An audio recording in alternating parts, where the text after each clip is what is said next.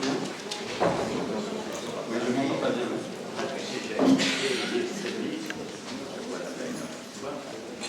Oui, bonjour à tous. J'ai l'impression que le micro n'est pas, le volume n'est pas assez fort. Ça va? Non, c'est pas bon. Hein. C'est le micro. Est-ce que je peux demander au technicien du musique sociale de monter le volume, s'il vous plaît? Oui. Est-ce que c'est mieux comme ça? Merci beaucoup. Tout le monde m'entend bien au fond également? Voilà. Merci, monsieur le technicien. Mon nom est Luc Roulet, je suis président de l'association Initiative et Changement et c'est une immense joie d'accueillir ces 4 panélistes distingués, comme on dit dans un anglais approximatif. Et une immense joie de vous accueillir tous ici pour cet après-midi de dialogue. Alors, avant d'entamer cet après-midi, j'ai besoin de faire quelques rappels d'usage. Merci de mettre vos portables au moins sur vibreur, sinon vous les éteindre. Ensuite, les toilettes sont à gauche. Je le dis parce que la conférence est un peu longue et nous n'aurons une pause qu'à la fin. Ensuite, nous avons la télévision qui est là aujourd'hui. Nos intervenants ont accepté la présence d'Envoyé spécial de France 2. Il se trouve qu'Envoyé spécial suit Camille Bess qui est là depuis quelques semaines. Et donc, dans le cadre d'un portrait qui est fait de Camille Bess, elle nous a été demandé si la présence des caméras est opportune. Alors, je vous le dis avec simplicité, on s'est beaucoup posé la question, est-ce qu'on est capable, sur la maturité, d'avoir la télévision pour nos débats? C'est une première pour Initiative et Changement, on est encore une petite association, et vraiment c'est une belle opportunité. J'ai parlé avec Anouk qui est là, qui va vous dire quelques mots pour qu'on soit tous conscients du droit à l'image et ce qu'on en fait. Voilà. Merci, bonjour. C'est nous, l'équipe de France 2, dans un spécial. On fait un reportage sur les dessinateurs de presse en France. C'est pour ça qu'on filme Camille depuis quelques jours et quelques semaines. Les personnes qui ne veulent pas apparaître à la télévision ont le droit de ne pas apparaître à la télévision. Donc, est-ce que vous pourriez juste me lever la main? Je vais prendre une petite photo de la salle pour me souvenir de vos visages. Et notamment lorsque vous allez... Lorsque vous allez poser les questions, est-ce que vous pourriez dire avant de poser votre question si vous acceptez d'être filmé ou non? Voilà, c'est tout. Ok. Merci beaucoup. Oui, donc ceux qui veulent faire une photo, levez la main. Et ce que je propose, c'est que par défaut, si vous posez une question, vous pourrez être enregistré. Si vous ne souhaitez pas être enregistré, merci de dire au moment où on parle. Voilà. Alors, qui ne veut pas être filmé? Levez la main.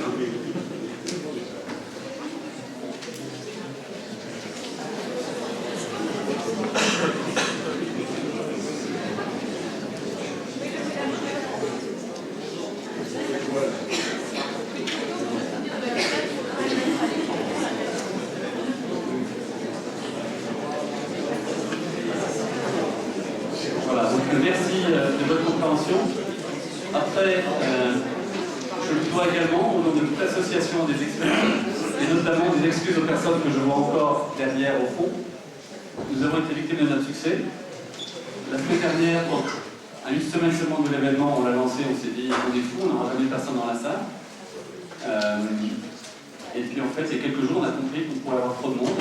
On a essayé de décaler l'événement à Sciences Po, pas très loin d'ici, dans le grand amphi.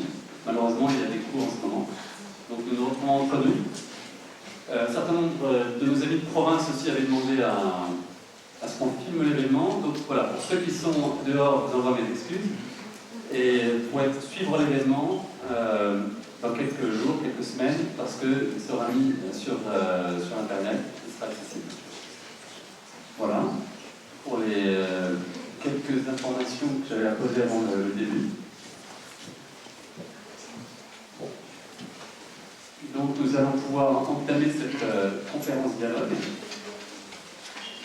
qui est vraiment centrée sur le dialogue entre les 4 personnes qui sont ici et qui rayonnent en France et dans le monde entier, et cette salle où on a pu le voir dans les inscriptions, vous êtes un certain nombre à être dirigeants d'associations, directeurs d'école, psychiatres, pédopsychiatres, très engagés dans la société française. Il y a des représentants aussi des collectivités locales, Seine-Saint-Denis, Hauts-de-Seine, Val-de-Marne. Donc bienvenue à tous, acteurs du terrain et acteurs de la France qui bouge, qui se transforme.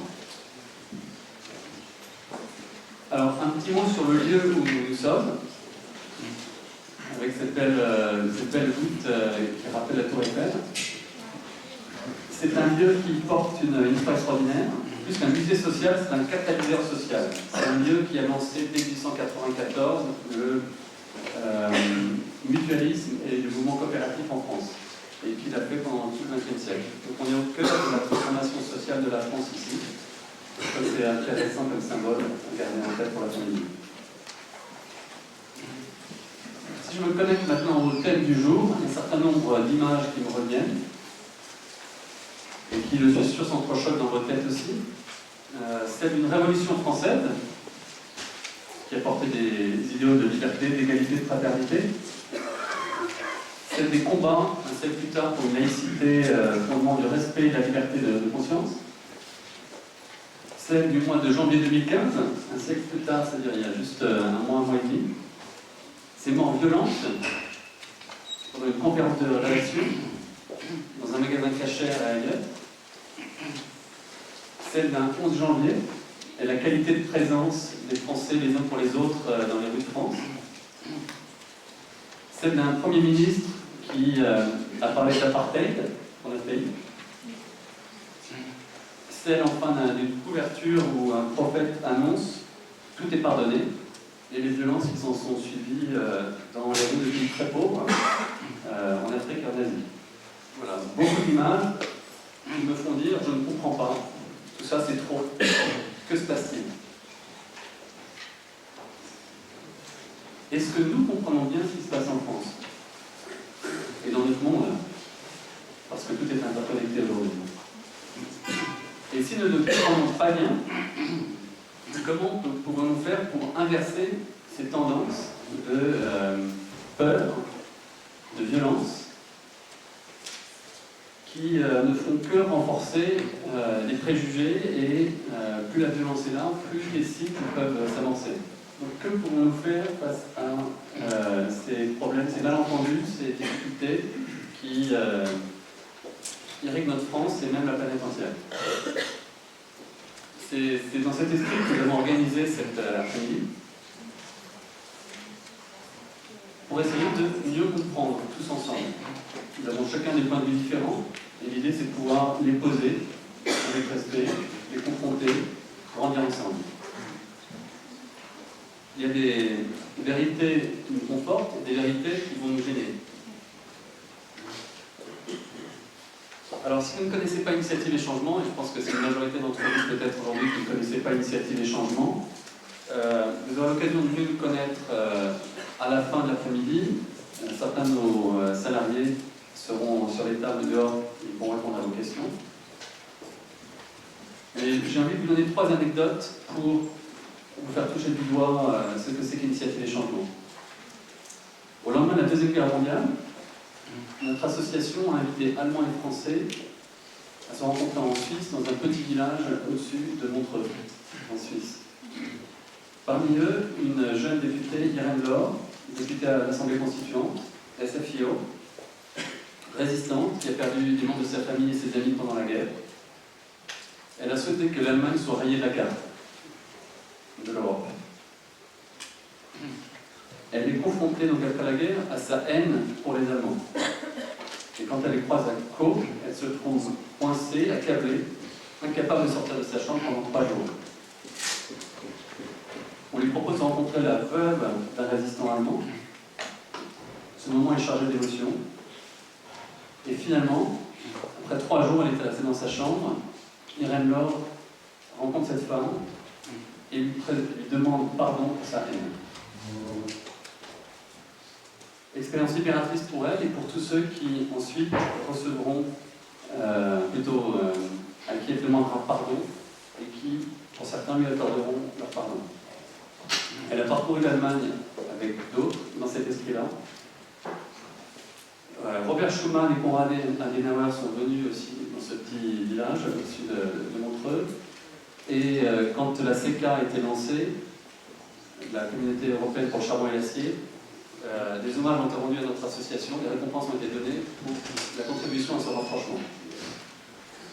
Une deuxième anecdote, sachant que cette première anecdote relève plutôt du pôle dialogue et citoyenneté, qui est l'un des pôles de notre association.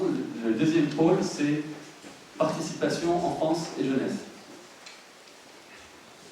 Alors c'est une anecdote personnelle. À l'été 2013, je vais avec ma famille dans ce même lieu en Suisse, avec ma femme et notre fils de 9 mois.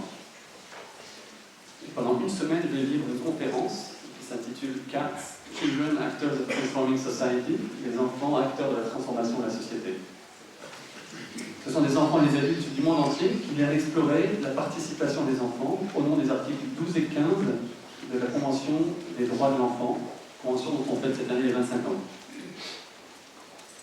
Ce n'est pas de la théorie, c'est de la pratique au quotidien, ces articles, de cette participation des enfants.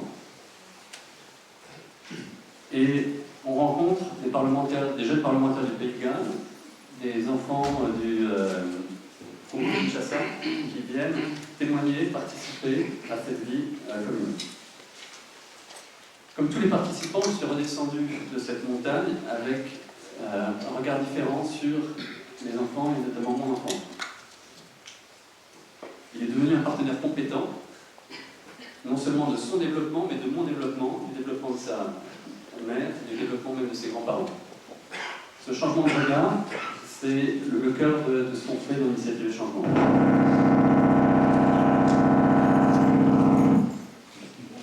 Bon, voilà, merci.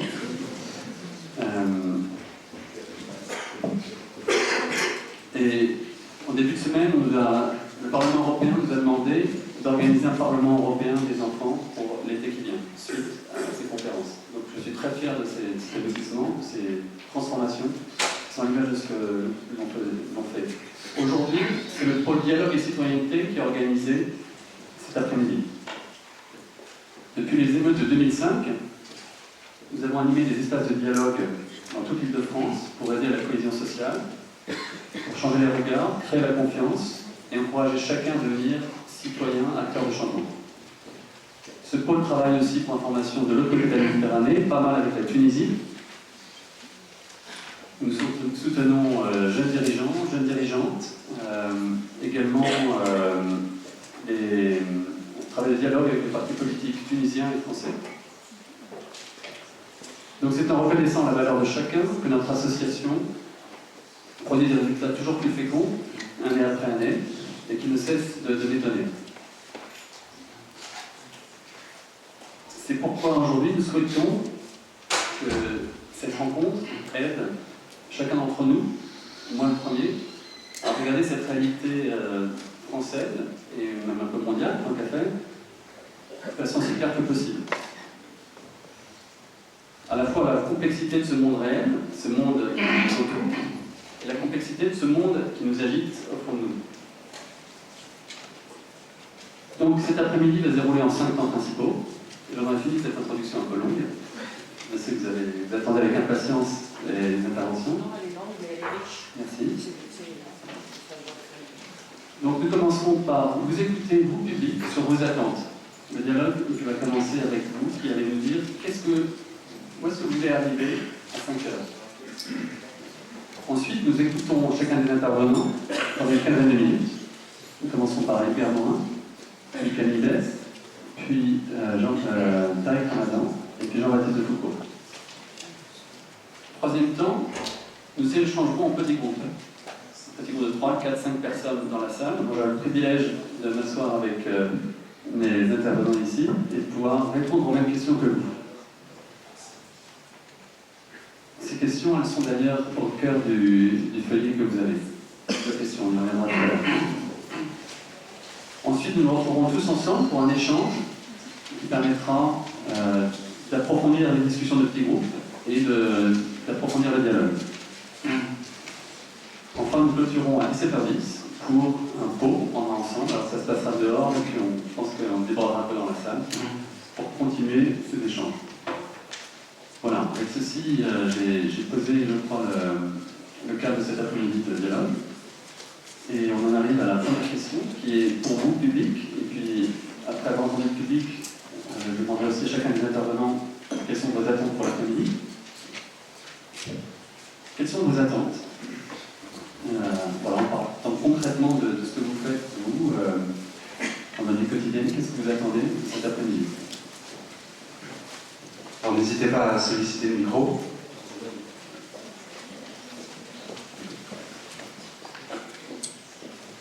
Bonjour, donc j'accepte d'être enregistrée ou filmée. Catherine Gras, présidente de Galilée.sp comme service public. Je viens bien sûr à titre personnel pour chercher de la compréhension et étant fonctionnaire au ministère de l'économie, je viens dans la situation actuelle d'aujourd'hui, mais aussi avec la situation de la France qui évolue, donc mon intérêt n'est pas qu'aujourd'hui, pour comprendre et essayer de construire ce que des fonctionnaires dans les administrations publiques de l'État aujourd'hui peuvent faire pour s'engager dans leur métier, dans leurs interventions dans leur métier, pour aider à plus de fluidité, plus de joie et plus de dialogue dans notre société.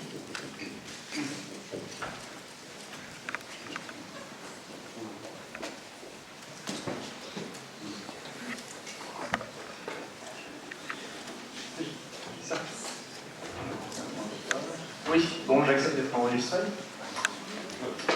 Alors, bonjour.